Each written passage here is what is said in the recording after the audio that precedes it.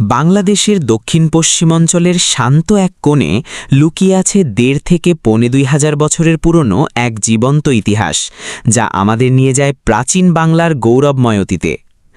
যশোর জেলার কেশবপুর উপজেলার গৌরীঘনা ইউনিয়নের ভরতভায়না গ্রামে বুড়িভদ্রা নদীর পশ্চিম তীরে দাঁড়িয়ে আছে এই অনন্য প্রত্ননিদর্শন, যা স্থানীয় মানুষের কাছে ভরত রাজার দেউল নামে পরিচিত। যশোর আর খুলনার সীমান্তবর্তী এই প্রত্যন্ত অঞ্চলে নদীর মৃদু হাওয়ায় মিশে আছে এক রহস্যময় প্রাচীন সভ্যতার গল্প। দূর থেকে দেখলে এটিকে কেবলই একটি মাটির ঢিবি বা পাহাড়ের মতো মনে হতে পারে, কিন্তু একটু কাছে গেলেই বোঝা যায় এটি মানুষের হাতের তৈরি এক বিশাল অনন্য স্থাপত্যকলা।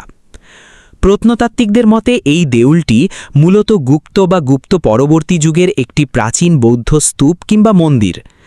নদীর তীর ঘেঁষে গড়ে ওঠা এই স্থাপনাটি তৈরিতে ব্যবহার করা হয়েছিল অসংখ্য অলঙ্কৃত ইট ও পোড়ামাটির ফলক। ইতিহাসপ্রেমী ও গবেষকরা যখন এই স্থানে খনন কাজ পরিচালনা করেন, তখন মাটির নিচ থেকে বেরিয়ে আসে প্রাচীন যুগের মৃৎপাত্র এবং চমৎকার সব কারুকার্যমণ্ডিত টেরাকটা, যা তখনকার মানুষের উন্নত জীবনযাত্রা ও শৈল্পিক রুচির পরিচয় দেয়।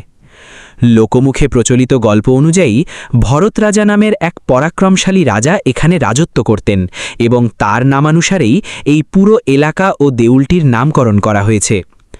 নদীর কলতান আর সবুজে ঘেরা এই শান্ত পরিবেশের বুকে ভরত রাজার দেউল আজও এক নীরব সাক্ষী হয়ে দাঁড়িয়ে আছে, যা আমাদের মনে করিয়ে দেয় এই মাটির গভীরে লুকিয়ে থাকা হাজার বছর পুরনো সংস্কৃতির শিকড়কে।